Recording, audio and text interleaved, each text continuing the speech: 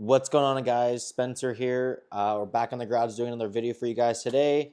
In today's video, we're going to be going through my B84 four-wheel drive modified ESC setup. I'm going to take you through all the different settings. I'm going to connect this to the program box to my iPad. Then you can see a bigger screen here. Kind of go through all the settings that I've recently been running on Carpet. Also go through on kind of why I'm in this range of settings, and give you guys a good setup window to start with if you're running a four-wheel drive modified on Carpet. So let's get right into it.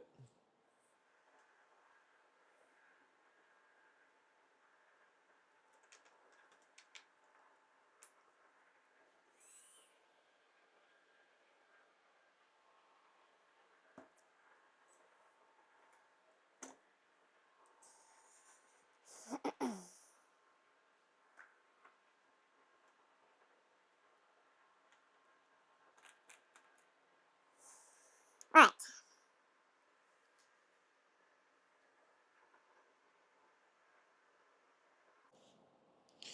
So now that we got it all programmed up to the speed control, I have, as you can see, I always mark my profiles with the name of the vehicle I'm running and what surface it's ran on. As you can kind of see, I have under the advanced setting, which kind of opens up all the boost and turbo options, forward and brake, 25% on the reverse force, which that doesn't really apply because I'm not running reverse on it. Cutoff voltage is disabled. ESC thermal protection is disabled. I don't always recommend running this disabled, but it's for the kind of extreme racing that we do, I don't want the speed control shutting off no matter what. If for whatever reason something does occur. Motor protection disabled, same reason why. BEC voltage, this is a setting that I'm going to be doing another video on, but currently I have it set at 6 volts. This is basically setting the voltage, regulating the voltage that's going towards the receiver for your servo for that matter. Auto off is just disabled. Sensor mode, full censored. Motor rotation, because of the way my car is set up and the way the ring and pinions orientated, CCW is the right configuration. AC swap is disabled. And then as we kind of approach the throttle rate and the brake rate, this is kind of something that I wanted to briefly touch bases on. This ESC is the XR10 Pro G3 speed control. It's not the X, it's just the normal XR10 G3 speed control. It's the black one. As you can see, this is kind of what I have here. And I have the latest software on this, which is something that I wanted to briefly show you guys. It's the XR 6.2.07. These numbers really are important because the software is changing a little bit of the throttle rate and brake rate settings. So with this new update software that's installed, a 22 throttle rate is what I'm running. Traditionally, this is the window from 18 to 22 on Carpet is the kind of the basic numbers. Throttle curvature is at 0. This is something that I don't really mess with a whole lot. But I know people do mess with the curvature on the radio.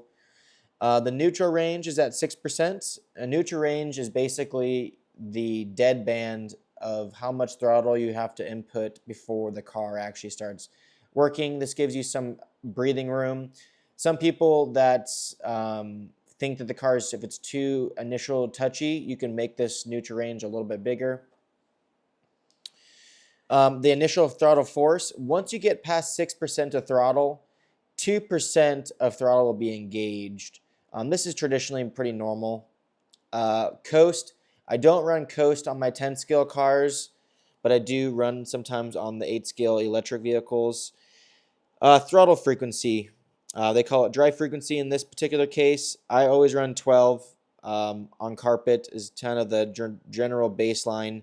If it's too aggressive, then I'll go up to 14 or even 16, but 12 seems to be kind of the generic baseline that I like working with. No softening. I have the freewheeling disabled on my carpet vehicles because of the way the surface is. There's a lot of drag already on the carpet tires because of the, you have the carpet spikes. This adds a lot of drag to the driveline.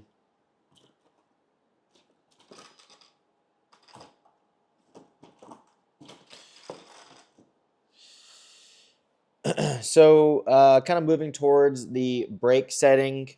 Drag brake, I run 7% drag brake on my four-wheel drive car. The driveline in the four-wheel drive cars are getting so good now that you could start utilizing more brakes. Drag brake rates, I'm running 10. Drag brake frequency, I'm running 2, which is on the more aggressive side. You obviously have 1 and 0.05 as an option, but 2 seems to be really good. The brake rate control, I'm running it pretty high, which is max, and the max brake force, I'm running 95. But on the radio, the percentage that I'm running on the radio is in like the 85% range for the EPAs. Brake control is traditional. I always run traditional, although the kit setting from the manufacturer says linear with the star across. I always change that to the traditional. I don't know why, but that's what I do.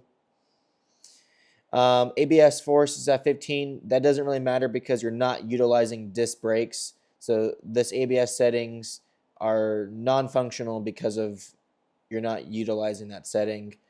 The brake frequency is at 2. The drag brake frequency is at 2. Those are correlating, matching. You don't have to run those the same, but in this particular case, I am.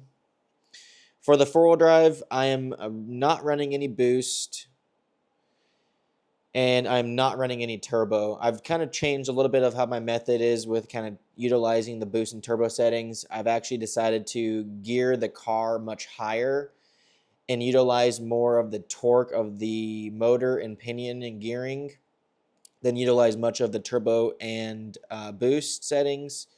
As you can see, kind of as we go further, the last time that I ran my car at Island Speedway, the speed control got to 185. Traditionally, these are mild numbers. They're not very hot at all. Max motor temp was 150 degrees, which is extremely good. When I was running boost and turbo with a little bit lower gear ratio, the motor temperatures were extremely high. Once I kind of figured out tuning more higher or taller gear ratio and utilizing the motor fans a lot more and airflow towards the motor, my speed control and motor temps dropped substantially. So minimum battery voltage was 5.3 volts. This is something that seems to be pretty common in four-wheel drive modified. Nothing to be too scared about. My max motor RPMs were 52,387, and the max current was 150 amps, which is traditionally pretty normal as well.